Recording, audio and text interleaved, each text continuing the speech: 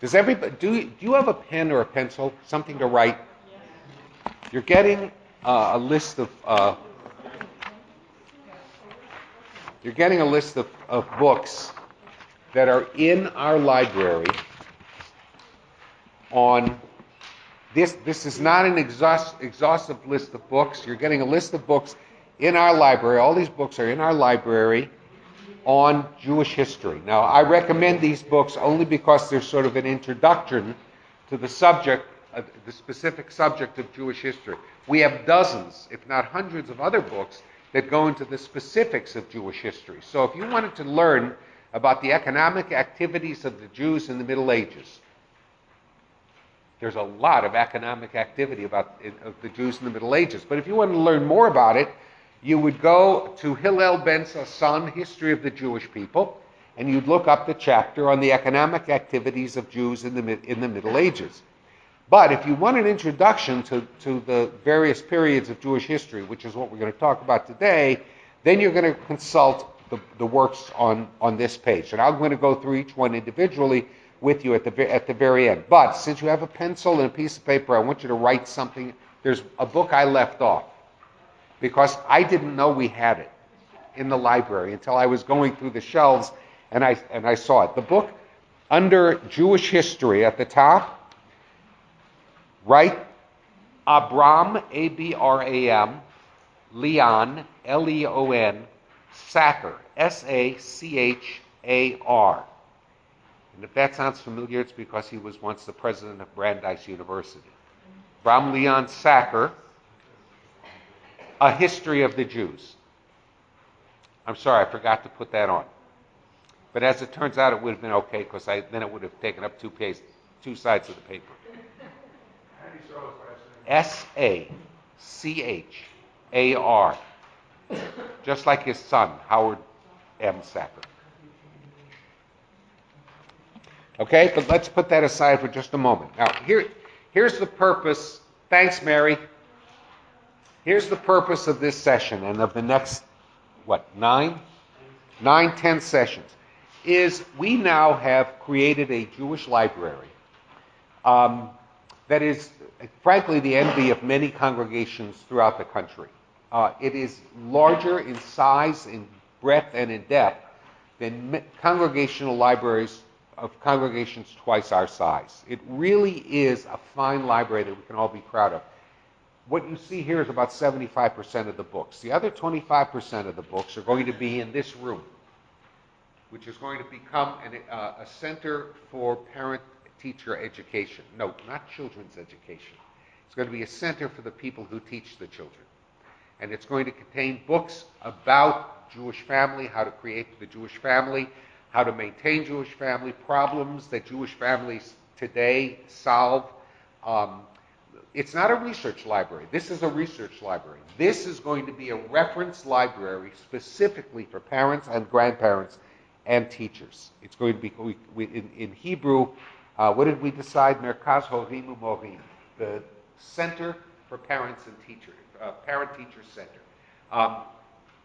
The reason I say it's going to be in there is because it requires building bookshelves. So once those bookshelves are built, books that are now in storage are going to be moved in there, and then we're going to have another grand opening, which means more bagels and lox. Isn't that wonderful?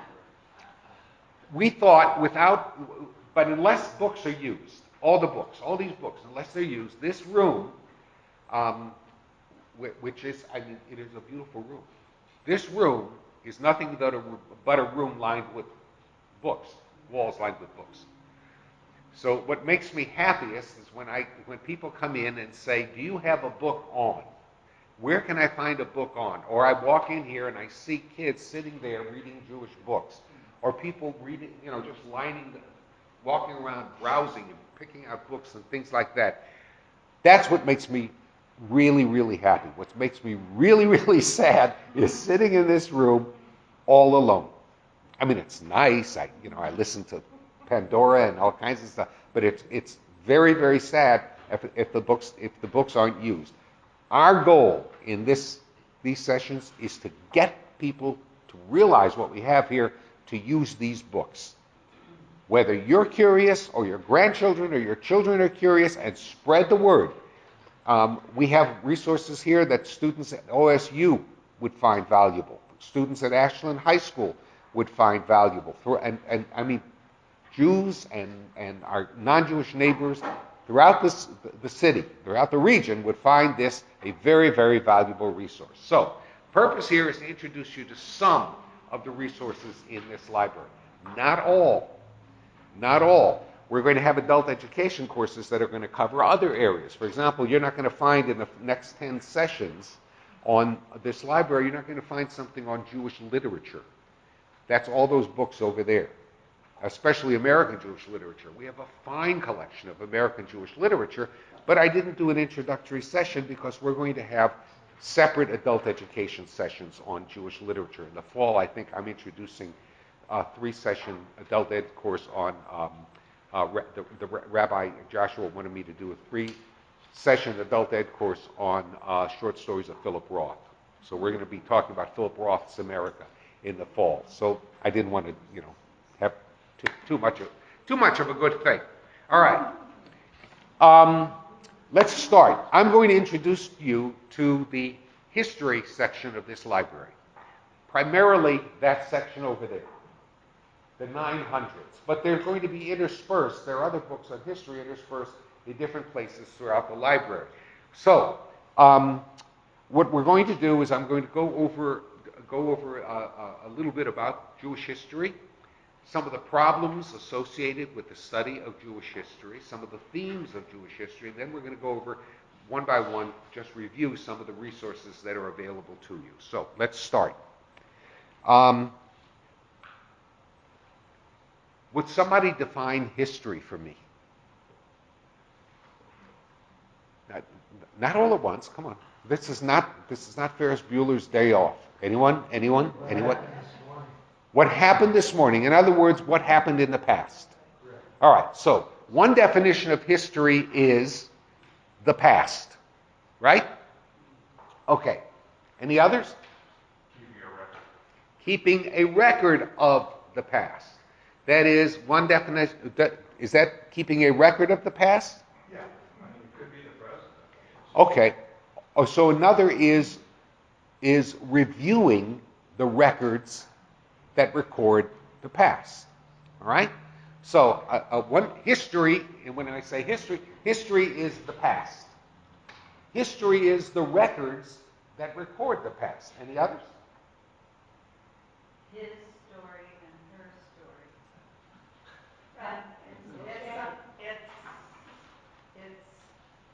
It's a collection of what happened, but it's also combined with opinion. So that's why I said it that way. Okay, so it's his version and her version. His and her version, all right, or mine and your version, or their and our version. Was that what you were going to say? Yes. That's what you were going to say. That is the shortest answer Emmanuel has ever given. I can't believe it. The one guy, he's ordained a rabbi, and he speaks shorter. We get ordained rabbis, and we learn to pontificate. Yes, sir. Prologue to the present. Past as prologue to the present. In what sense do you mean that? The present is a culmination of whatever was happening before. So the present is what happened in the past, or as I think it was Santayana, those who do not remember the past are condemned to relive it, right? Okay. And most of his story has been written by males and the victors of wars and battles and kings and dramas. That's an aspect. Right. History, we all know the adage, history is written by the victors, right? The losers rarely write history. Not true. Not true, as you'll see as we go on. Emmanuel had second thoughts. I think history is an account from a certain perspective versus more academic perspective, and it's an account of attempting to be factual based on events that have occurred and people that have occurred in the past to the present. Okay, so history is an account of, and an attempt to be factual, right? Okay, keep that in mind. So we have history as the past. I'm lumping this in. Go ahead. I'm sorry. Background for lessons learned. Background for lessons learned, which is very similar to what we said before as sort of a preface to The future, though. Oh, very interesting. All right, so history is something filled that we study to glean lessons that will, in some way, help us shape our own future. Right? Okay. One more, and then we're going to. Well, this is yet another variation Go ahead. on that, which is it's the foundation on which we are built Okay. for growth. Foundation. Yeah, I had a teacher, the dean of American Jewish historians, the man who invented the academic study of American Jewish history, a man by the name of Jacob Rader Marcus, who founded the American Jewish Archives in Cincinnati at the Hebrew Union College, used to begin his lectures on history is always start with history. You'll never know where you're going unless you understand where you've been. So that's along the lines of what you were saying. All right, let me just sort of then kind of encapsulate and summarize. History is what is the past. You know, when we say history is the past. The problem, of course, is, yes. I'm bothered by the past as opposed to somebody's interpretation. And if you've chosen Right. the interpretation we like Right. of the past. But we haven't come to that yet. History. Some of us, when we say history, we think of the past. Past events. All right? Past events. Now, the problem with viewing history as past events is that it's impossible. It's gone. You cannot bring back what is past as it was. I believe it was the philosopher Parmenides who said you cannot step in the same river twice. It's absolutely impossible because with each passing drop of water, it's a different river. So you'll never know what that river was like. The past is like that. Time is like that. To say that I'm going to go back to the past, it's nice. It's impossible. It's impossible. So history is the study of the past. All right.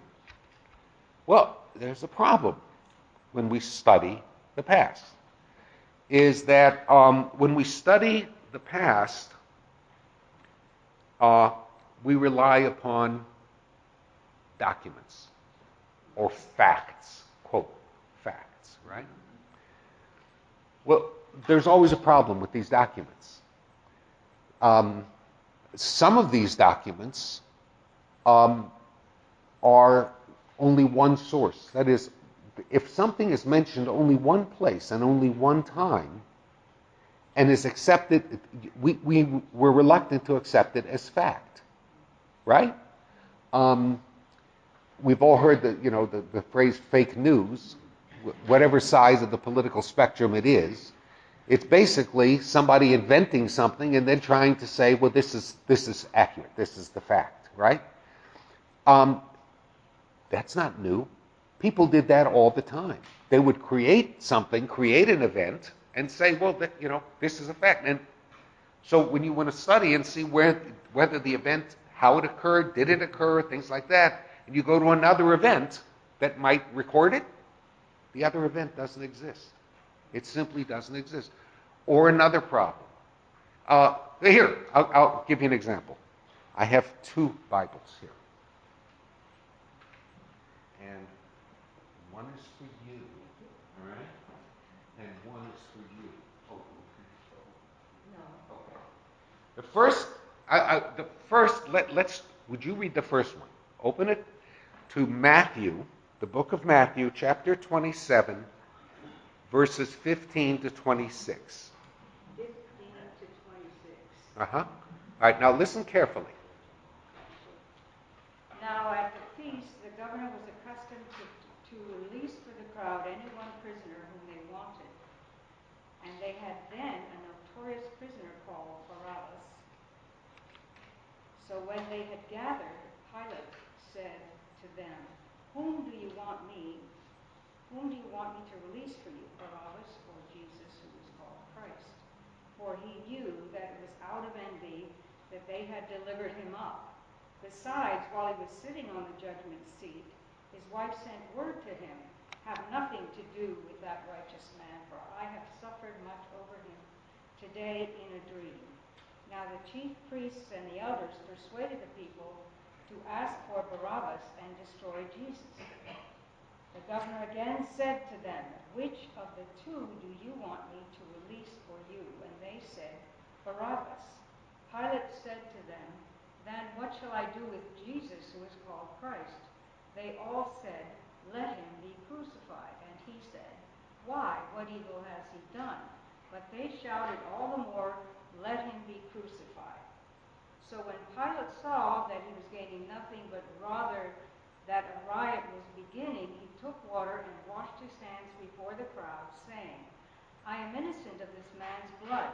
See to it yourselves." And all the people answered, "His blood be on us and on our children." Thank you. Thank you. Have you heard that before? Has anybody not heard that before? Okay. That is from the book of Matthew. That is the historical, quote, historical account, all right, of the trial, the end of the trial of Jesus according to the Gospel of Matthew, well, it speaks for itself. Who is responsible? Whose version? Who wrote it? It's from the Gospel of Matthew. Matthew, the apostle of Christ. We don't know who wrote it. It's from the Gospel of Matthew, it is the source historically. By historically, I mean throughout the past, that anti-Semites in the Christian church, not all Christians are anti-Semites, you understand that. Anti-Semites in the Christian church have pointed to this passage as historical verification of the desire of the Jews to crucify Jesus, that Pilate actually acted at the will of the Jews who were there, and of the Jews then saying, "It's not just us, his blood be upon us and upon our children." In other words, we will, as a race, bear the responsibility for what we've just done. It's the origin of the bloodline. It's the origin of the bloodline. Well, an origin of the bloodline. Okay. All right? Second passage. And Barry, would you read 1 Samuel chapter 10, verses 20 through 24? 20 to 24. Now if you could fix it loudly. Jumping onto the right place. Samuel presented, is that what right? Okay. Samuel presented all the tribes of Israel, and Benjamin was picked by lot. Then he presented the tribe of Benjamin, family by family, and the family of Matri was picked. He presented the family, is it Matri or Matri? That's all right. Just go ahead. Let's see. He presented the family of Matri, man by man, and Saul, son of Kish, was picked. But when search was made, he was not to be found. They went on to ask the Lord, "Will the man be coming?" The Lord answered, "There he is, hiding among the baggage." So some ran and fetched him out, and as he took his stand among the people, he was a head taller than anyone else. Samuel said to the people, "Look at the man whom the Lord has chosen. There is no one like him in this whole nation." They all acclaimed him, shouting, "Long live the king!" Samuel explained to the people the nature of a king and made a written record of it on a scroll, which he deposited before the Lord. Thank you. Thank you. Thank you very much. Yeah. This is the record of Saul being chosen king of Israel. And by the way, the Hebrew is that he was taller, higher from the shoulders up. This is the origin of the phrase "head and shoulders above the rest." All right. So Saul. So this is the record of Saul being chosen king of Israel. All right. On the one hand, we have the record of Jesus being the trial of Jesus. On the other hand, the other side of the reading, we have the record of Saul being chosen king of Israel. Saul, the first king, right? Saul, followed by David, followed by Solomon, etc. Now, you are historians.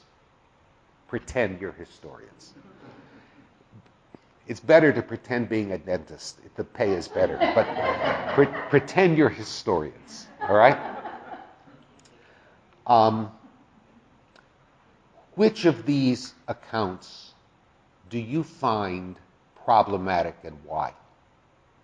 If either one. Both. Why? So we don't know the author. We don't know the author of either one. That's correct. We don't know the actual period. Well, we know going back about when these things were supposed to occur, because we know from other surroundings. So Jesus was crucified roughly the year 34. Saul would have been elected king roughly the year 950 BCE. All right? So, but we don't know the author. We don't know the exact dates. You're right. We don't know. And nobody says Reuters, April 14th. You know, right? Yes. We're taking someone else's word as fact. We're taking an anonymous author's word, a historical account, as fact. If we accept this as historically accurate, we have to say that the anonymous author, who is writing this for God knows what reason, is recording a factual event. Any other comments? Well, there should be other sources. There should be other sources, right. So, very good. You're historians, right? So you've just read, Jesus is crucified. Let's go somewhere else. New York Times, the Mail Tribune, the Ashland Daily Tidings, right? When it comes to felonies, somebody urinated on Will Dodge Way, Jesus was crucified, things like that. So we've got to find another source for this, right? Okay. So let's talk about the Jesus crucifixion, right? Do you know where else, in what other source, that event is recorded? Zero. In the other Gospels. Outside of the New Testament, that historical event doesn't exist, except in reference to the New Testament. For that matter, outside the New Testament, except in reference to the New Testament, there is no record of the man Jesus of Nazareth. I'm not saying that means Jesus was a figment of somebody's imagination, nor am I saying that means Jesus was a walking, living human being. What I'm saying is, from a historian's perspective, who follows the simple rules of history, or from those of you with a journalistic background, the simple rules of journalism, you find two sources to verify the statement. If you don't find the two sources that verify the statement cannot be accepted as accurate. Or you have to say there's no verification for this. There is no verification for the events of the New Testament nor the man Jesus outside the New Testament. Outside the New Testament. All other verifications refer to the New Testament. Matthew says this, therefore that, and then somebody says, somebody quoted Matthew as saying this, and somebody quoted Matthew as quoting Matthew as saying this. It doesn't change the fact that Matthew, the book of Matthew, is not proven to be historically accurate. Now, before we move on, I saw a whole bunch of hands going up. So, how you doing? So, if anybody wants to comment about what we just said, yes.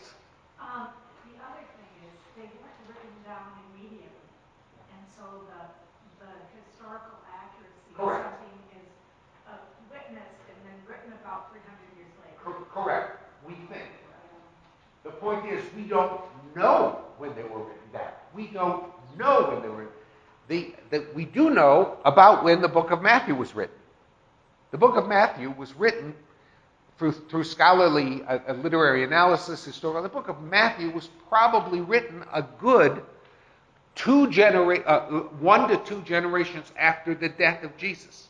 Now, this does not mean that the author of the book of Matthew could not have been around to witness this.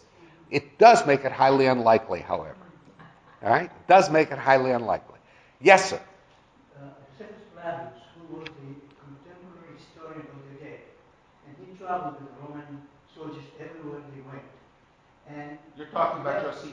Josephus Flavius. Yes. Josephus Flavius. Yes. And he documented everywhere they went, Yes, he everything did. they did. And everything he documented. Yes. There is no mention of Jesus Yes. in any of his Yes. writings. Yes. The one,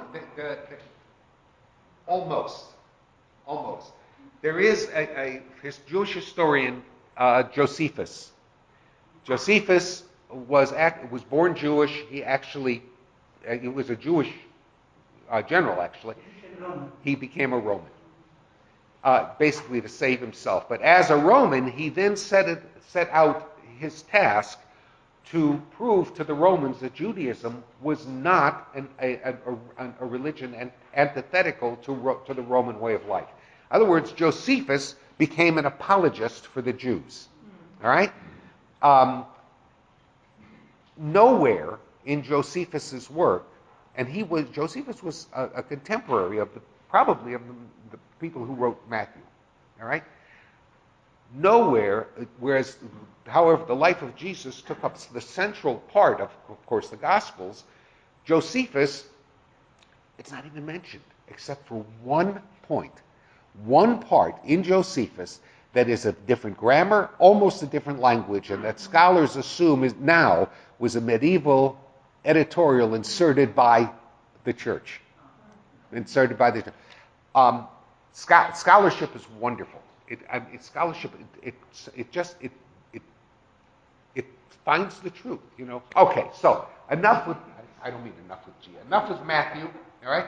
Now we understand what is so problematic about this, you know, this. You can't change what Matthew said. The only thing is, you ask yourself, why is it there? If it's not historically accurate, or we don't know if it's historically accurate, you know, what does that then mean? Well, what it means is, of course, that some people look at it as historically accurate. Without the historical underpinnings that every historian makes, they look at this as historically accurate. Historians don't accept things on faith. They're scientists. So, and that's one of the purposes of this, by the way, is that I'm not talking about the faith of Judaism in history. I'm talking about the study of Jewish history, okay?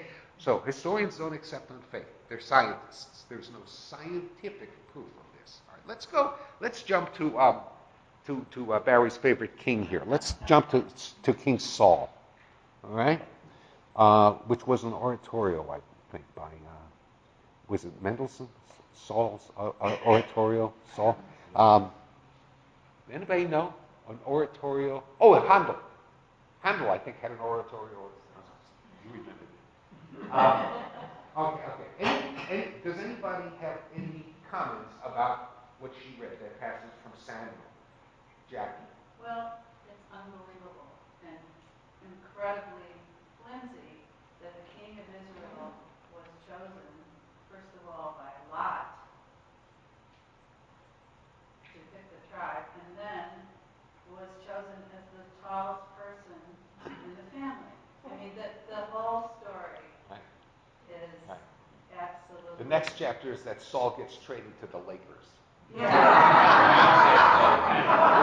Along with LeBron. Yeah. So the story needs help. Okay. The story needs help. That is this historical accuracy of the story of what's going on. Is how you choose a king by lot, and because he's tall. Actually, that's one reason. Those are two reasons, but it causes you to question the historical accuracy of this. Yes. Well, there is a reference to something in writing in the last verse. There is, isn't there?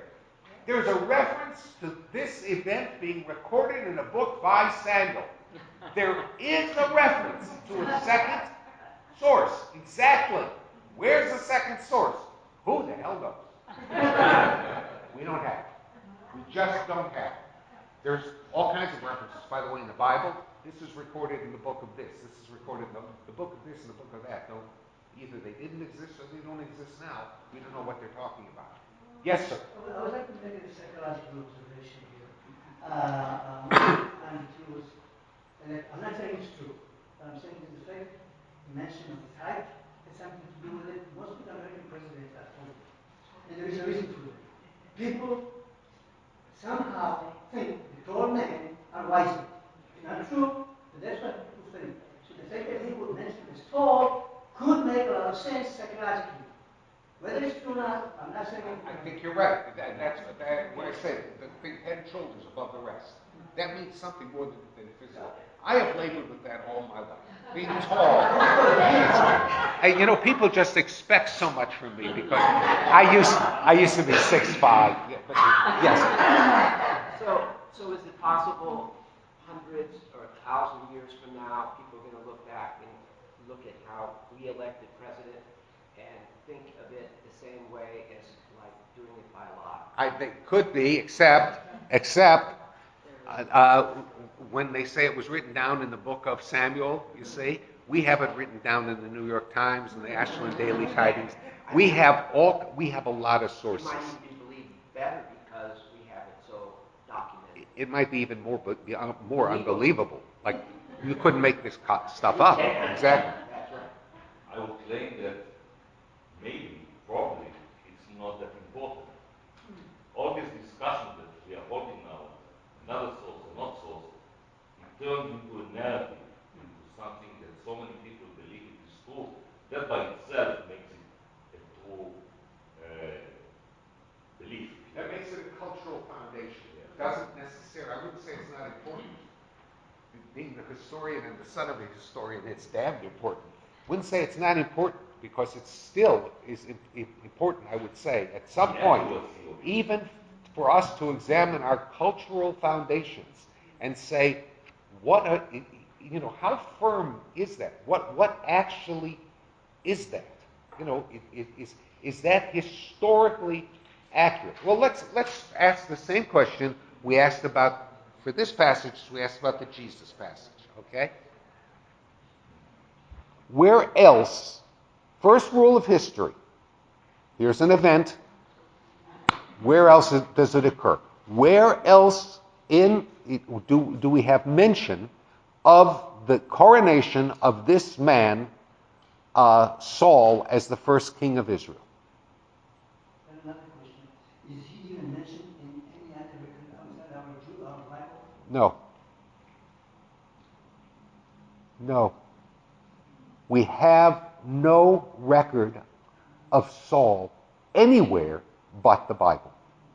The same is true for Moses. The same is true of Moses.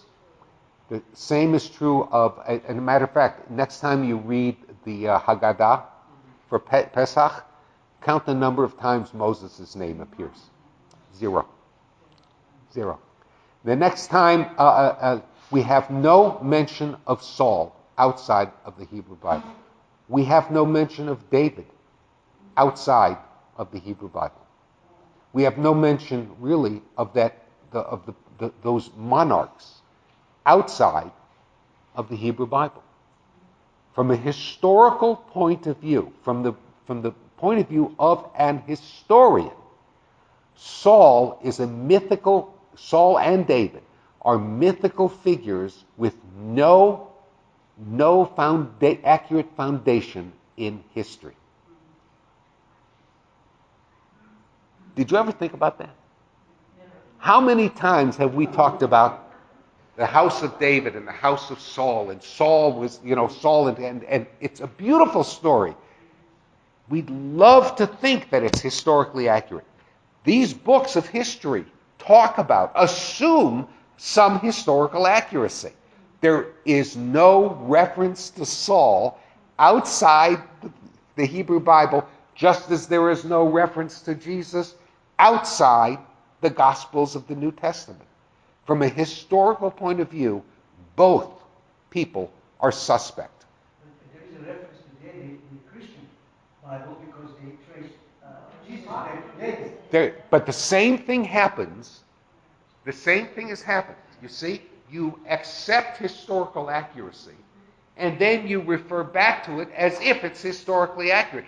But accepting the historical accuracy is done not on the basis of fact, but on the basis of faith. On the basis of faith. David, Melech Yisrael, Chai Chai V'Kayam, David Melech Yisrael. There is no David Melech Yisrael outside of the Bible. There is one, by the way, reference. Recently, it was found in Tel Dan, the northern part of Israel, on the corner of something here. Like we have plaques. On the corner of something here, there was the etching, Bet David. That's all. Bet David. House, literally, house of David, or line of David, or ancestry of David, or, aha, they say. This proves David exists. Really? Really? Have you ever read the Iliad? Ever read the Iliad? The house of Achilles. All right? This could very well simply have been an etching that somebody wrote, again, accepting that David existed with no historical evidence. In other words, it's a statement of faith, not a statement of history. I don't want to debate and argue right now whether David existed or not, or Jesus existed or not, or Saul existed or not. My point is, historians, the study of history, the study of the past, always seeks to verify an event as historically accurate. And it's extremely difficult because these events, many of these events that are the foundation of faith, many of these events are never mentioned anywhere else. From a historical, scientific point of view, they're suspect. Not from a faith point of view, mind you. This is a discussion about history as a science, not Judaism as a faith. But not from a faith point of view, from a historical point of view, they are suspect. I'm going to pause and take a couple of questions if you like. Marty, you have a question? What? Yes. Where does the historian factor in archaeology? Thank you. Where does the historian, or indeed the study of history, where does archaeology factor into all of this? All right? Archaeology provides evidence that will either verify or not, that is, verify that it is true, or verify not having evidence. All right? Archaeology provides tangible evidence that something happened as it's recorded, something didn't happen as it's recorded, or something is recorded with no evidence ever happening. All right? So, archaeology discovered the writing of Bet David. That's all archaeology can say. Archaeology cannot say that that means that David existed. Even all the ruins that are in Jerusalem of the city of David, it's called the city of David. That might be erroneous, I understand, but there's nothing there that would actually prove. I mean, all the coins that were found with David's name on it. No. Those are much later. Those are much later. That's Roman time. Yeah. That's much later. It says Monim. That's a good 500 to 600 years, centuries later. Yes. If archaeology could find evidence, could find some sort of a scroll or archaeology finds a pot. And on the pot is written, this is to verify that the king of Israel is David. All right? He replaced Saul. He sired Solomon. He had this affair with, he loved this lady who was naked on the roof, things like that. He inspired Leonard Cohen. I don't know, whatever. But if archaeology found this pot and then said, wait a minute, this pot is the exact form, shape, substance, made out of the same, painted with the same stuff, that pots in the 9th and 10th century Israel that we've also uncovered. And we know it's 10th century because it has been found with coins you see, that were minted that had the name of the king of Egypt at the time, and we know what hit. So archaeology goes back and back and back and back. And if they could find something like that that would definitively link that name, David, to an actual person who lived, then archaeology would verify that, but no such finds have been made. No such finds have been made. Frustrating, isn't it? Yeah, it is. I don't know whether I heard it, but we studied. I grew up in Israel, and we learned that you study the Bible not from religious point of view because we were all atheists, but we studied this book of history of the Jewish people. Uh-huh. And I remember two things. One is that my teacher of history said, remember, he told us over and over again, history isn't the writing of the writer, in the eyes of the writer. Remember, you read it through the eyes of the person who wrote it. And number two, he said, there is a record in the Egyptian literature somewhere of Moses' assistant. In Egyptian. No. No. There is no record of the man Moses outside of the Bible. There is no record of the man Moses outside. There are veiled references, even veiled references to a group of people called the Hapiru or the Habiru, all right, who escaped from Egypt, but there is no reference to the man Moses in the Bible. The whole story of the Exodus, by the way, the whole thing, which in my opinion is the greatest story ever told. The whole story of the Exodus is a magnificent, a myth that is comparable to the Odyssey. You know, it's at least the closest I can think of is the Odyssey, the entire book of Exodus. And it is fraught with none of that happens in the Exodus, none of that has been shown to be historically accurate. But that doesn't mean it's not true, or that something like that didn't happen and then is recreated as a historical fiction, you see. But the Exodus itself, as so much in the Bible, and we'll talk about when we get to the Bible, so much of the Bible itself does not have the historical accuracy. By the way, even when archaeologists find that Jericho was a walled city, even if they find that Jericho, there is no way archaeology is going to find that Joshua fit the battle of Jericho and the walls come tumbling down. It's just not going to happen that way. Or that the sun stood still. There's no archaeological evidence for miracles. Okay, I'm going to take just a few more comments, then we got to go. All right, Marty. So all that complex, beautiful commentary about David that we read is like an artful psychological description of a mythical archetype. Could be. Or it could have been inspired by a real person. Yeah. The point is, historians don't know. My approach, you can do religion. In the field of religion, there's usually several things you do. If historians don't know, you say, well, I'm going to accept it on faith then. All right? Dangerous. Very dangerous. Because if you accept it on faith, then you have to accept that the Jews had a large role in the crucifixion of Jesus. You have to accept on faith that our ancestors, yours and mine, wanted to wipe the Jebusites, the Moabites, and the Ammonites from the face of the earth. You have to accept that on faith. If you accept on faith, you can't. So you can do that, or you can say, I accept none of it.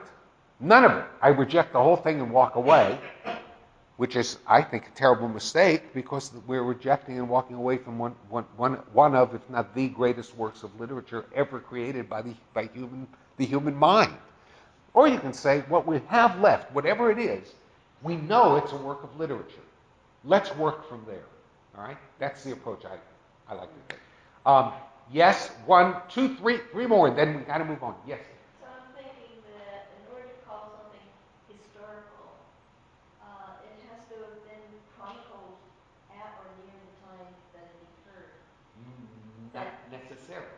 That many things are stories. Whether you stick to it or not is up to your faith and your beliefs, but it's not to be accepted as historic fact. That's correct.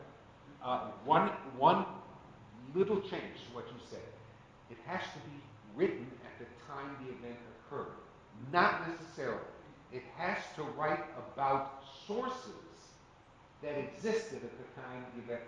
So if I were to write a recreation of if I were to rewrite the book, if archaeology were to find evidence of David and tell us more than the Bible tells us about David, and if I were then Gesundheit, Lebensaussagen, if I were then to write this book and say, based upon the archaeological evidence, here, not what the Bible said, here is what we know of David, I would say that would be more historically accurate than the biblical account of David. Would not be nearly as well written, and people would never comment on it. But, okay, we have two other comments. Yes? The question that comes up for me is, how many people could write or could record history at that time? That is a great question. The writing of history has to do with the notion of writing itself. Did Homer invent the Iliad? No. Homer did not invent the Iliad. The stories, the oral tradition of the Iliad existed long before Homer. Did Shakespeare invent Macbeth? No. The stories of Macbeth existed long before Shakespeare. Did the author of the book of Samuel invent probably not. Those were oral traditions that existed long before these things were written down. The whole period of the Exodus, for example, was the book of Exodus, actually, which has very little. The book of Exodus was probably one of the latter books. Those elements were probably written down long after some of the other parts of the Bible were written, precisely because those were evolving oral traditions. And to write down an oral tradition, you stop the tradition from moving forward. All right, writing down something stops it. That's why the rabbis did not want to write down their teachings, because they saw their teachings as a dynamic, unfolding process, and writing it down stopped it. Once you had a Mishnah, you couldn't debate anymore. Well, what did he really mean? Things like that stopped the process. Once you had a Talmud, that stopped the process, or it actually invented a new process. People are loath to write things down like that. But it's pretty certain that the biblical accounts we know were not invented by the author. They were all carried through. They were all the culmination of a long 1,000-year history of oral tradition. Other comment? Yes? I have the same question. That printing and reading... A little louder. Printing and reading is a rather recent development in humans. And so when the orator or the person that's talking or giving the talk, when he's talking, what he emphasizes is what people are going to remember. Right. And that can be almost anything. Right. So things become very skewed. Right, which gets us to the next problem. The next problem with history, thank you. The next problem with history, and most of you have touched upon this already, is that those who write the history have a point of view. And you can have facts in front of you, but when you write about those facts and how you present those facts can color the facts themselves. We've all seen that happen. We've seen it happen throughout. The most recent event was tearing down the Robert E. Lee statues in the South. Right? How could you tear down the statue? Say some Southerners. Any Southerners here? Okay. Bless your heart. How could you tear down the statue of the hero of the South? How could it be done? Southern historians from the Civil War on have venerated Robert E. Lee. Nonsense. Robert E. Lee, for the first 20 to 30 years after his death, Robert E. Lee was seen as the reason the South lost the war. Southern historians chided Lee for every battle because his Southern gentility and his aristocratic bearing got in the way of good Army sense. Who the hell would have run up that hill at Gettysburg? But some romantic, his best generals told him, "Don't do it, don't do it." You know, and we have this picture of Lee, you know, like Napoleon or something. You know, the South shall rise again. It's not true. Southern historians didn't like Robert E. Lee. They blamed him for the failure of the Confederate Army. So when would they erect monuments of Robert E. Lee? They didn't erect the monuments then. They erected the monuments later. And who erected the monuments of Robert E. Lee? The people who erected the monuments of Robert E. Lee wanted to resurrect the notion of the South as a grand nation that was defeated from the inside, by carpetbaggers, etc., etc., etc. And so they needed heroes. Who better hero than Robert E. Lee? So Robert E. Lee became the hero of the South because the South needed a hero. When was this? Around the turn of the century, 1890, 1910. That's when those statues, were erected. And it is not accidental that is the same time that American historians started to write about the South as the victim, as the victim of the carpetbaggers and the victim of the outsiders. And why?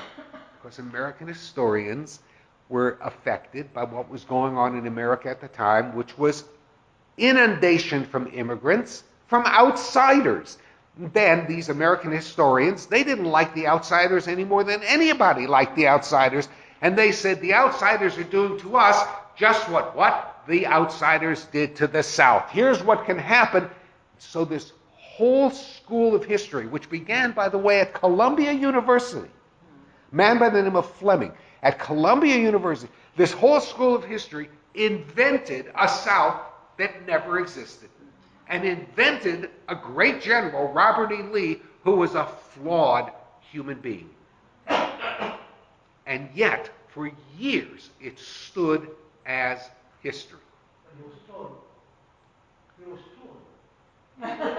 No, Lee was not actually. Lee was not. Actually, Lee was not, but he sat on a big horse. He sat on a big horse. Yeah. So, Nachamol, another reason to distrust, historians. But, and by the way, so historians have axes to grind. And even though their sources might be accurate, that is, they interpret them in such a way so that you learn more about the historian than you do about the event. It's happened in Jewish history. It really has happened in Jewish history. The first historian, the first great Jewish historian was a man by the name of Heinrich Gretz. Gretz was from Germany. Gretz was the product of an intellectual movement in Germany called the Haskalah, or the Enlightenment. It was a reliance on science. Gretz wrote a complete history of the Jewish people, one of the first. And Gretz's history of the Jewish people talked about the evolution, the entire history of Judaism, from like Moses to Heinrich Gretz, as the evolution of the Jewish mind. All right?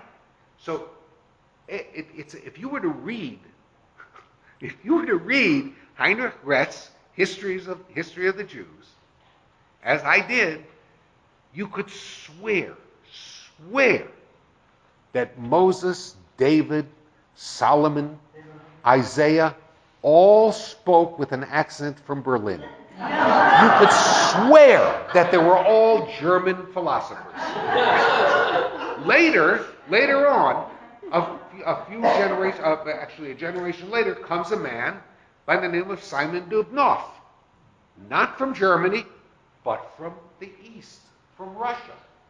Dubnoff comes from a Judaism that is not based in intellectual philosophy, but based in culture. So Dubnoff writes a history of the Jewish people that talks about the evolution of a Jewish culture.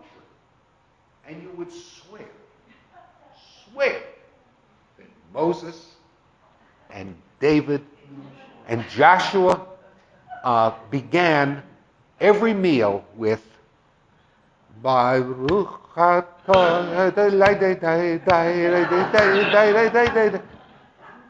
because this is what Dubnoff, this was his world. This was his world.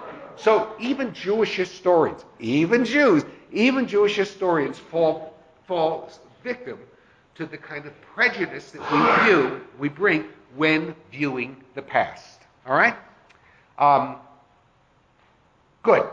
We now have a half an hour to review about 4,000 years of Jewish history. Any questions? I have a brief one-sentence statement. It'd be interesting as an experiment to have us write down in 25 words or less what we heard today. Yes. Yes. People of like minds, basically, and that would be very fascinating. The other thing, what historical evidence, archaeological evidence exists of this period? Of what period? The biblical period, about Moses and... There's very little historical evidence that exists. We have to rely primarily on documents from other kingdoms. All right? You have to understand that up until the point of, up until a certain point, Israel as Israel, the land we call Israel now, was not a nation. It was a collection of several tribes, and tribes have no reason. Tribal peoples, nomadic peoples, even agricultural peoples have no reason really to write down things. Things are usually written down in the service of the king. All right? So most of, it's like the internet began, regardless of what Al Gore says, the internet really began in service of the Defense Department. All right? So the kings of Egypt and the kings of Mesopotamia and Sumeria and the Hittite kings and the Phoenician kings would all record things to sort of to record their battles. All right? Or people would record things for the kings to record the king's battle. Even the losses. The great and glorious Ahmanotep got the hell beat out of him. Oh, great and glorious Ahmanotep, we failed you. Things like that. This is what these records will say. So it wasn't until the monarchy began in Israel that there was a true government, a true country, that these things started to get written down. That's relatively late in Israel's history. Relatively late. Give a date? Yeah, just roughly. Roughly 9th, 10th century BCE. 900 to 950 BCE. We don't know, but according to the Bible, Saul, David, Solomon were the kings, and then the monarchy divided when the north effectively seceded from the south. When you said it was recorded, and we know it was recorded, you said later on, you said usually for the monarchy. So who were the kings that actually authorized to write the history of Israel? We don't know. We do know that some of the kings, for example, Hezekiah is mentioned as a historian, had things written down. We do know that some of the other kings said that they wanted this recorded in the Book of the Kings. We can therefore assume that if Israel was a nation like all other nations, and we can make that assumption, that there were those who recorded on behalf of the kings and the government just as they did in other nations. Before that time, things probably weren't written down, and we're dealing with oral traditions. Okay? One more. I'm just wondering what is what are the meanings of That's a great question. The word for history in Hebrew is toldot, which means it's translated both as history and generations.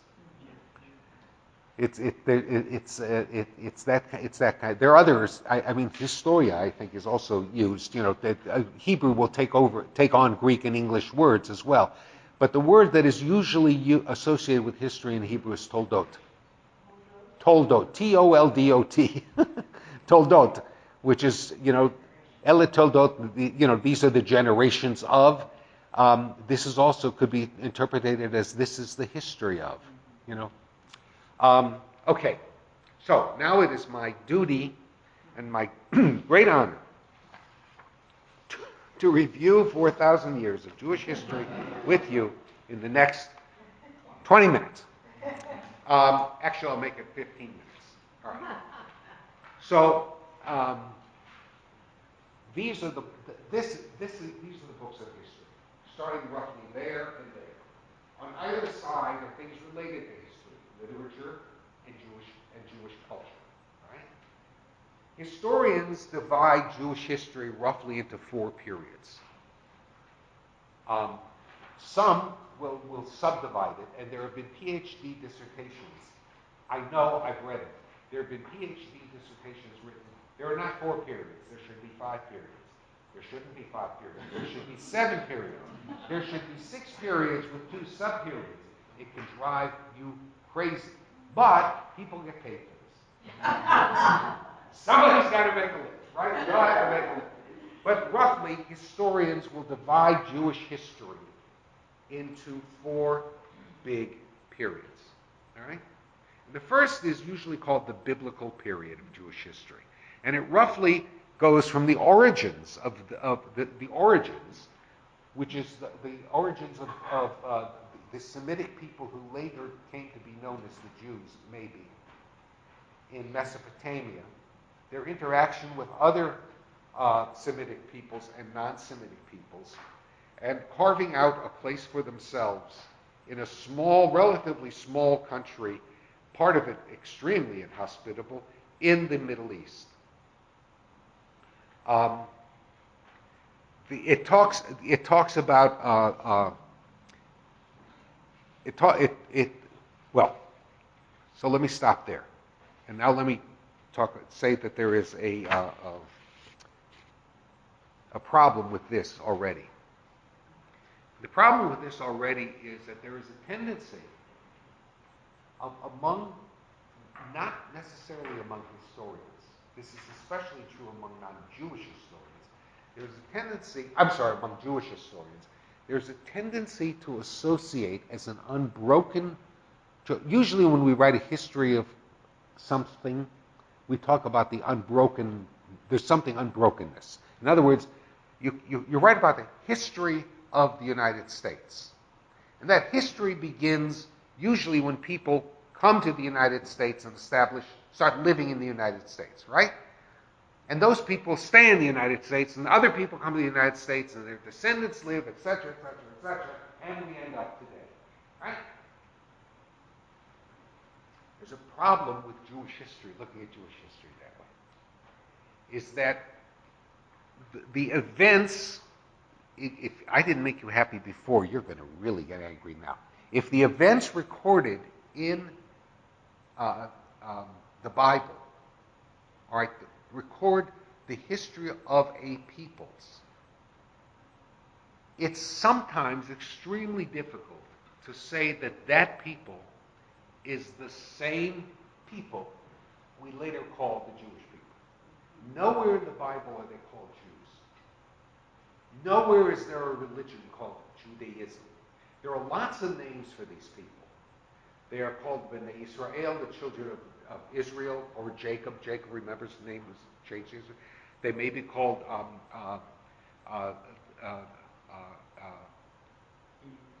Hebrews, all right? When Jonah is asked, who are you? He says, Ivri Anochi. I am a Hebrew. I am a Hebrew. Now, what does that mean? I speak Hebrew. I come from a group called the Hebrews. It's similar to that record that we mentioned in the Egyptians, Hebrew, Ivri, Hapiru.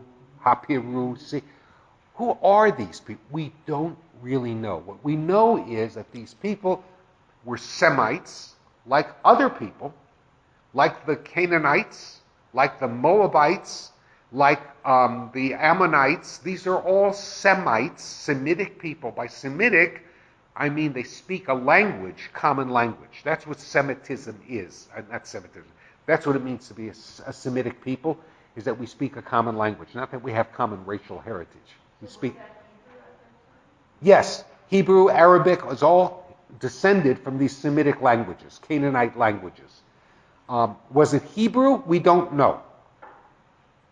When does Hebrew become Hebrew? When does an early Proto-Semitic language evolve into Hebrew, and when does that change?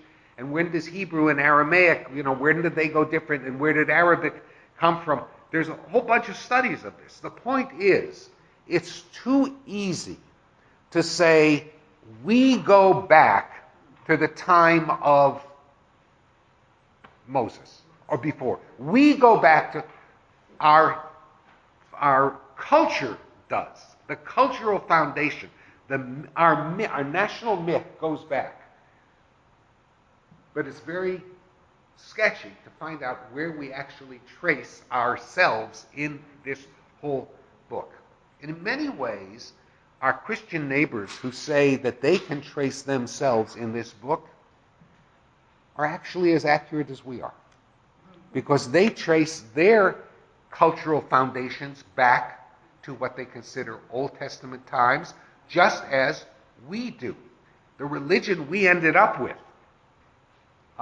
that's recorded in this book, these books, Talmud, is about as different from that religion in practiced in the Hebrew Bible as is the religion that Paul and his descendants ended up with. Actually, we are actually closer. If you look at the aspects of the religion, Judaism and Christianity today are actually closer together than today's Reformed, just say Reconstructionism or whatever Judaism is, to the Judaism that was probably practiced at the time of the monarchy, with sacrifices and everything else. So it's very difficult for us to find, going back in history and seeing ourselves there. Nevertheless, historians do. So what they talk about is the Semitic people who evolved into what we are today. The period roughly begins with the Exodus from Egypt, which probably wasn't an exodus, but a slow filtering out, begins and ends with the coming of Alexander the Great and the beginnings of what's called Hellenism. Now, there are certain themes to this period. Without going into the specific, there are certain themes. It's a theme of origins. It defines who we are, how and why we are different from others. It's a theme that talks about manifest destiny. What are our beliefs and practices, our national character, and what measures of security we take to protect ourselves, and how those two conflict. This is one of the earliest themes in Jewish history. I want you to note this, is the spiritual essence of the people that defines us as a people, and the very pragmatic needs of a nation for our own defense that sometimes flies in the face of our spiritual essence. So we will find at the time, and it's out of the mouth of the prophets, we will find that the kings of Israel and the people of Israel take measures that they consider to be proper and pragmatic measures to ensure their survival that are condemned by the prophets as heretical. From the very beginning of our nation, that was a theme that we could see in Jewish history. Other theme that we find from this period of Jewish history, nothing stays the same. Change is inevitable. So the question then that appears throughout this period of Jewish history is, what do we borrow in this changing world, and what do we reject, and how much should we change before change itself becomes self-destructive. Who said the past is the future? The same questions, as you'll see, go throughout Jewish history. And another recurring theme is the notion of home, exile, home again. All right? Somehow, the Jewish people, or the people I keep saying the Jewish people, the Israelite people, at this period of our history were called the Israelite people. The Israelite people are go from their home, the first image of Jewish history. Go from your home, your father's home, the land that you love, to a land that I will show you, right? Go from here to there. Settle there. Go from there to there. Be evicted from there. Go back here. Struggle to find a way back home. Other kingdoms arise, the Assyrians, the Babylonians, who again evict you from here to there. Then you come back again. It is this constant motion, constant moving that is the theme of this period of Jewish history. The second period of Jewish history is sometimes called the Greco-Roman or the Hellenistic period of Jewish history. And it begins roughly with the conquests of the Middle East by Alexander the Great, and then replacing the Greek armies with the Roman armies, and it extends roughly to the origins and the rise of Christianity. The Greek and Roman period. From the subject matter, it covers things like a world that has never been seen before. It talks about the Hellenistic, the Greek and Roman influence that almost destroys the people from both outside and within. Because do you think by the way, the revolt, the Maccabean revolt against the Greeks was not primarily a revolt against Greek occupation. It was a revolt against Jews who were acceding to Greek occupation. And what the story of Hanukkah shows us is that many, and not all these Jews who were becoming sort of Greek culture, I don't believe for a second that all these Jews who were adopting Greek culture felt that they were throwing off their Judaism. They felt that they were adapting to a new world. Not so that's not how the Maccabees saw it. The Maccabees saw it, they were heresies, they were destroying Judaism. So once again, how far do you change before you become self-destructive? So there is the intellectual attempt in during this period to explain Judaism in terms of philosophy. We already spoke about Josephus, who lived at this time. He's in this history. Philo of Alexandria, who was one of the earliest of Jewish historians, who basically reinterpreted Judaism as a Greek philosophy. You know, and again, trying to adapt Judaism to a new way of life. We talked about the Maccabean revolt, which was successful for a little bit. Then they set up a new dynasty, a new kingdom, under what's called the Hasmoneans, which was successful for a little bit. And then the whole thing fell apart. It fell apart because of the threat of Rome from the outside, but it also fell apart because the kings themselves, the Hasmonean dynasty, was a corrupt kingdom. Herod came from that. Well, not from that, but Herod was a result of that. Herod was not a beloved leader of the Jewish people. In this period is Rome, the conquest of Rome, the destruction of Jerusalem, following a revolt against Rome. Here we have the story of Masada, right? The revolt against Rome, failed revolt against Rome.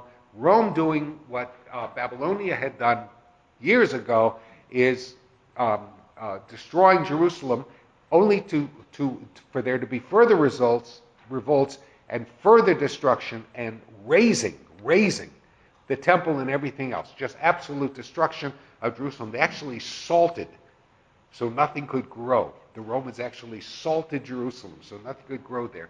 And that was the beginning of what we now call the diaspora in Greek, or galut, the exile of the Jewish people. But the story doesn't end there, because also in this period is the emergence of a new, radically new form of Judaism, what we now call, without any problem, Judaism. We had a problem, historians have a problem looking at the time of, a biblical time, and calling that Judaism.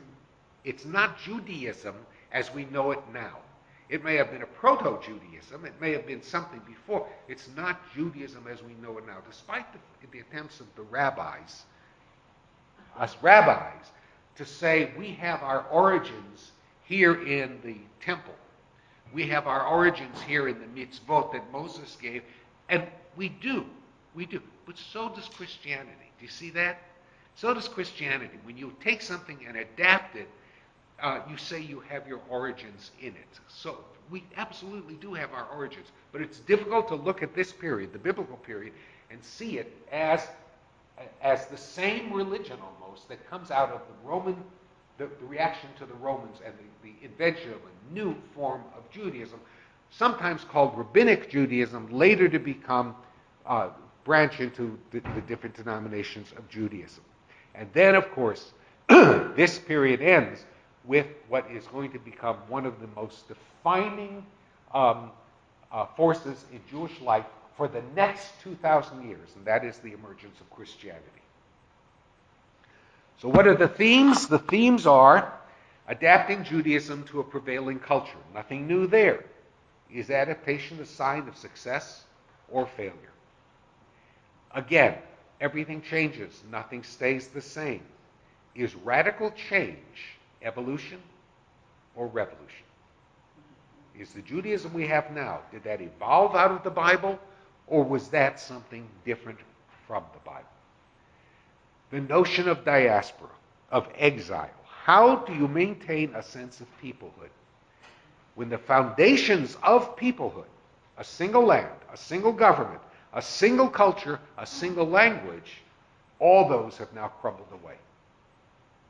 The notion and the introduction of the institution of the rabbinate, Who are they and what they are, and which introduces the whole question of where is the authority in our religion. We rabbis have no sacramental authority. We do not dispense sacraments. We do not determine, despite what some of us might think and some of us might say, we do not determine who lives, who dies, who goes to heaven and who goes to hell. We teach. That's what we do. We teach and we take authority that you give us. If you give us authority. Of course, what the people giveth, the people taketh away. We call those contract negotiations. And the other theme is how to survive in an increasingly hostile Christian world. Make no mistake about it. Do not view history the way we view it today. Life in early Christianity, when Christianity was seeking to replace Judaism, when Christianity was seeking to convince Rome that they were not hostile like the Jews are, when Christianity was competing with Judaism in an evangelical, and we did, by the way, there were a lot of Jewish converts, Christianity it saw itself in competition with Judaism. And Christianity was becoming more and more and more hostile to Jews. There is no doubt about it. It's in the history book. This is not like the Jews and Christians in Ashland, America. This is Jews and Christians in the 2nd, 3rd century, which was a very, very bitter relationship. Third era is called the medieval era, and we don't have as much historical evidence. That's the reason why it was called the Dark Ages. But of course, something's going to change towards the end of that era that's going to make history a lot easier for historians. You know what that is? The printing press. You got it. The invention of the printing press. And by the way, people think, oh, well, the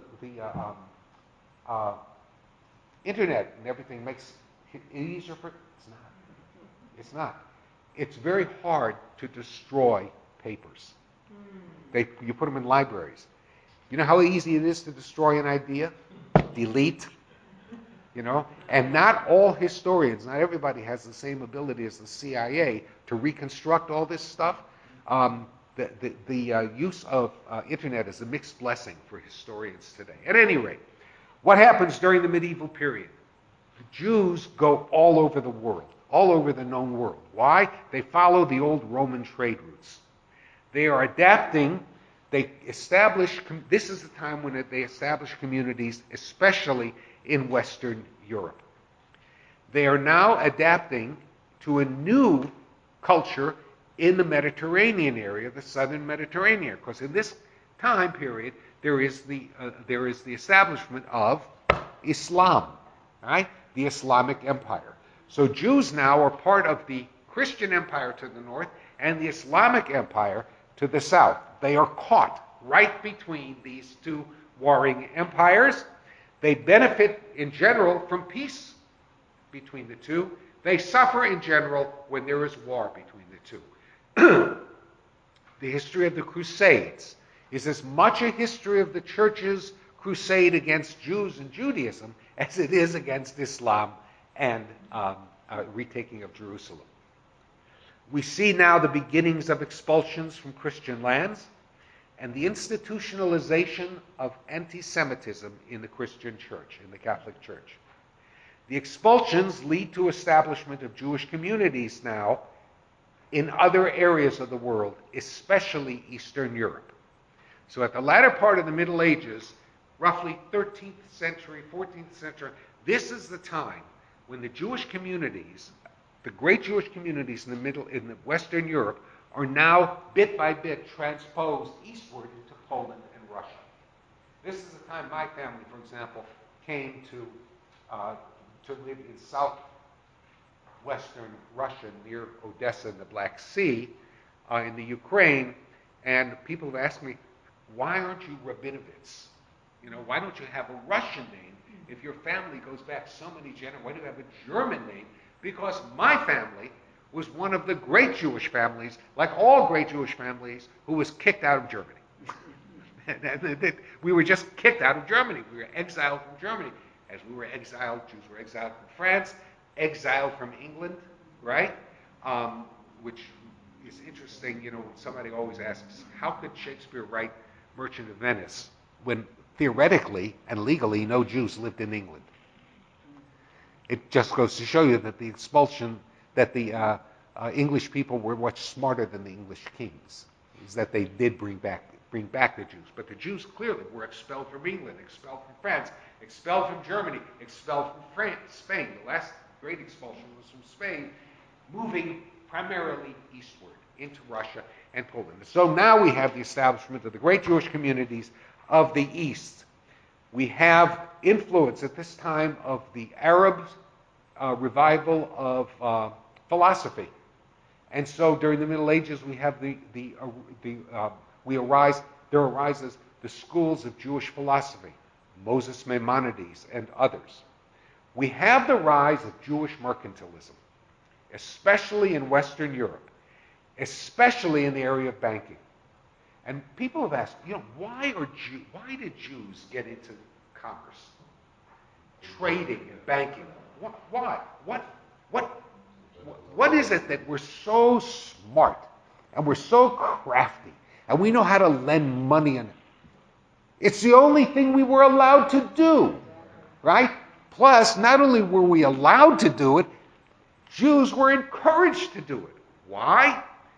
Because you have an uncle in Israel, and you have a cousin in Berlin, and you have a brother in Odessa.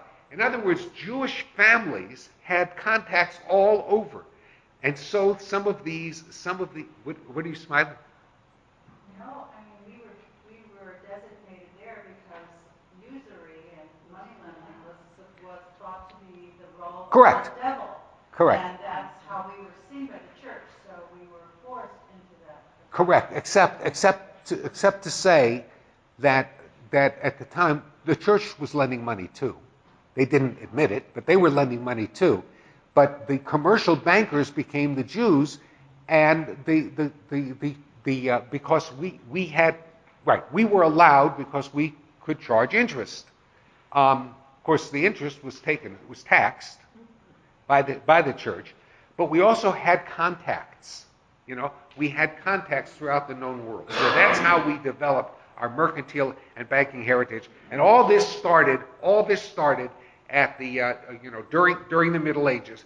And the Middle Ages closes with the rise of great European centers of learning, Rashi, for example, and that's when many of the prayer books we know now, were also written. So let me summarize the themes.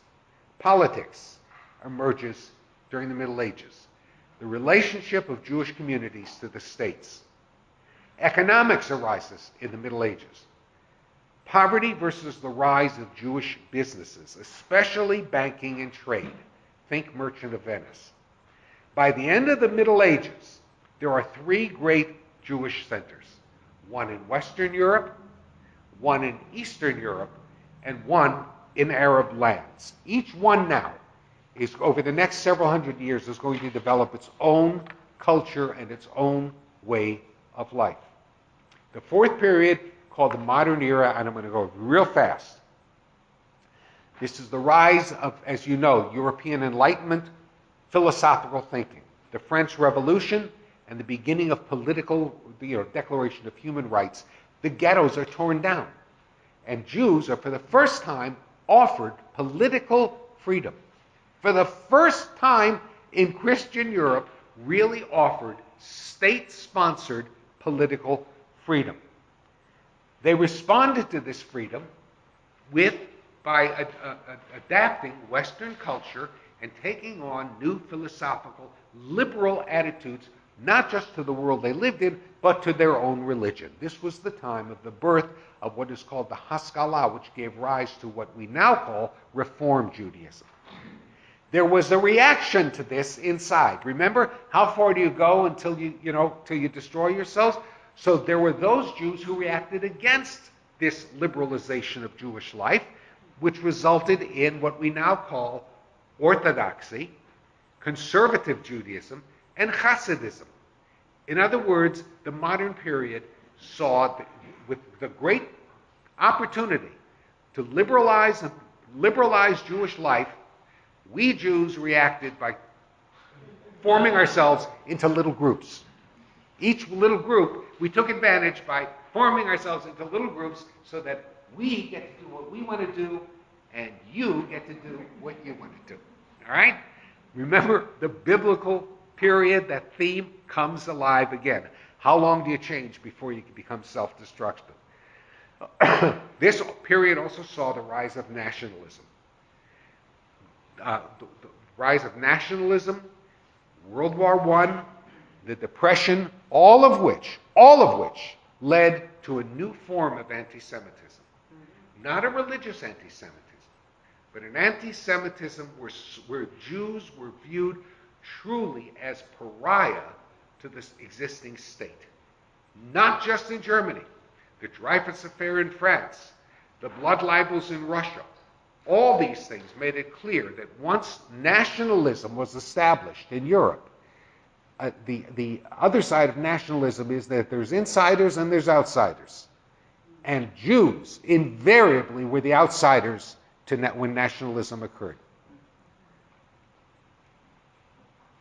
All this was to culminate in mass Jewish migrations to America, Palestine, and other lands, the largest migration in Jewish history, from Europe outward, south and westward. The largest migration in Jewish history occurred during the modern period to escape the nationalism of Europe. And what also, of course, was going to culminate in the Holocaust, which was going to lead to the rise of Israel.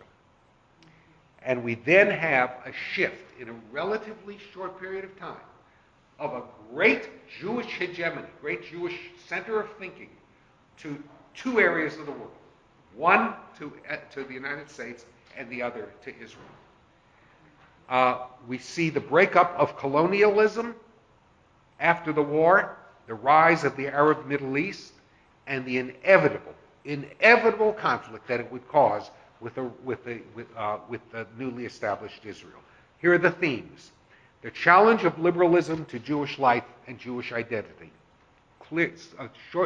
Briefly put, here's the question. Can Judaism survive an open society? When there's nobody forcing us to be Jewish, can we survive only on our own by defining the reason for Jewish survival ourselves? That's the first time in Jewish history that question ever arose. And the second is, a major theme that's going to carry over is Israel and American Jewry, the relationship between the two. Is it going to be a close relationship where we mutually grow? Is there going to be a conflict? And how Jewish is either one? There have been centers before, different centers of Jewish life before. There have been centers there have been Sephardic centers in Yemen and throughout the Orient, the southern Mediterranean. There have been great centers in Western Europe, on the French-German borders. There have been great centers in Poland and Russia and Eastern Europe. Those three centers coexisted, but they never, ever had the kind of interrelationship that Israel and America have, both culturally and politically. It remains to be seen whether these two centers will contribute to each other's growth and strength, or whether they will end up in conflict. We still don't know. We do? No, we don't. No, we don't. Well, no, maybe you know. I don't know. Was in our week, last week's parasha, yesterday's parasha.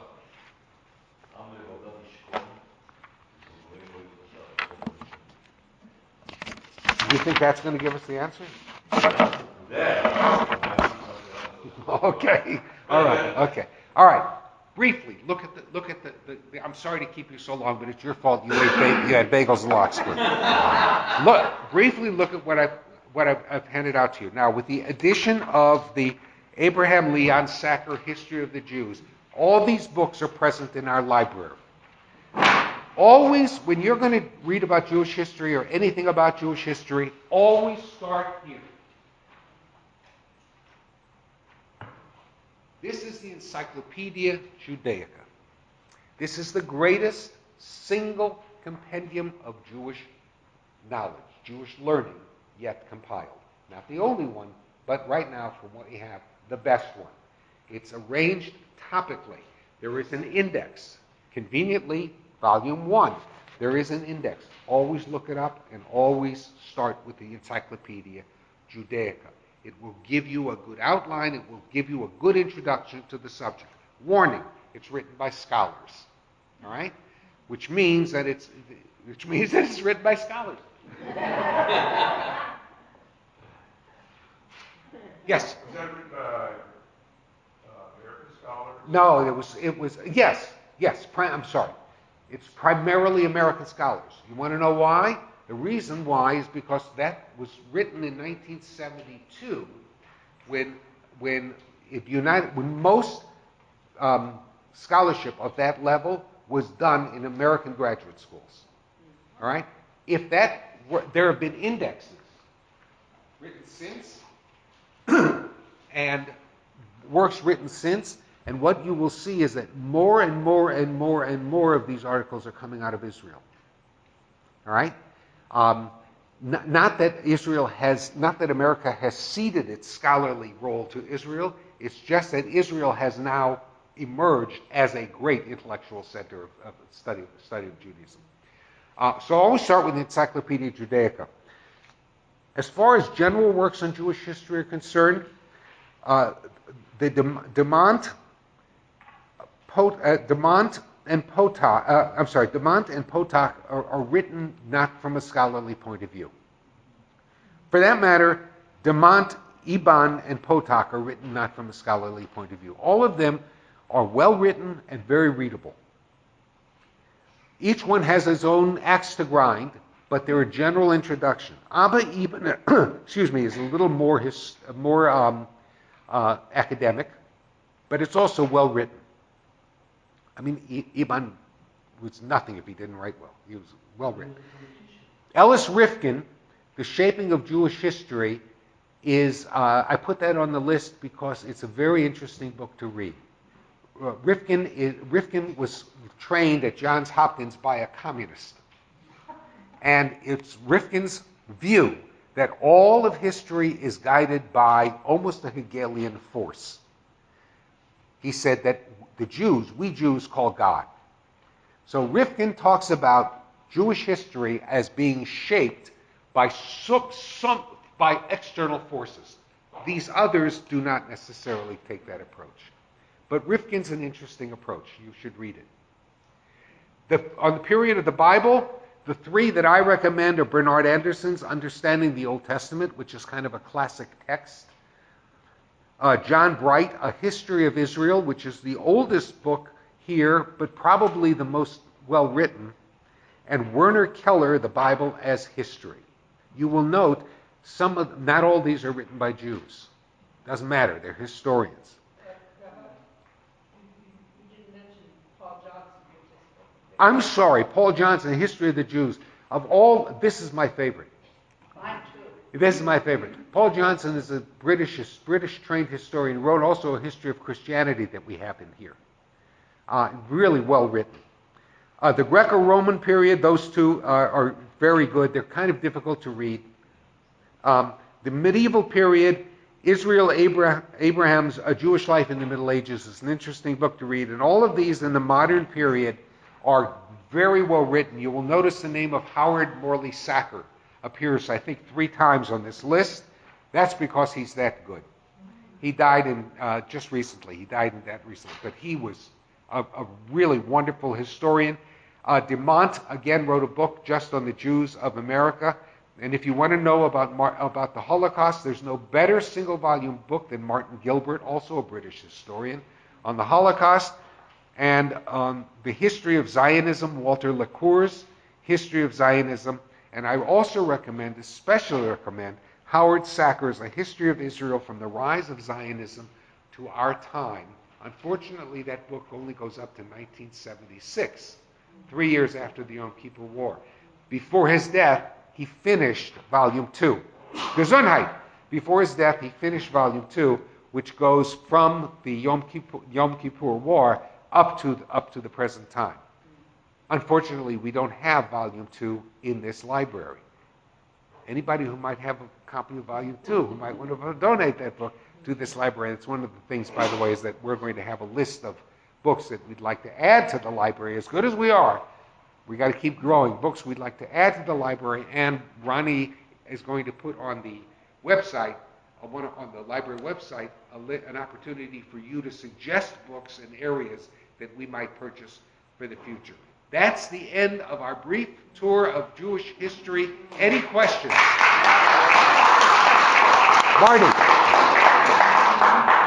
you have any comments about the Shama books that were just put out in the past 2 years? Well, they're very good. We just don't have them here.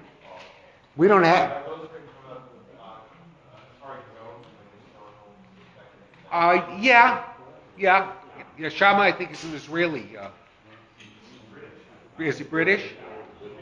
British writer. Our next session, by the way, is on Sunday, August 5th, and we're going to talk about the Bible. Where did it come from, and how do we know? Yes.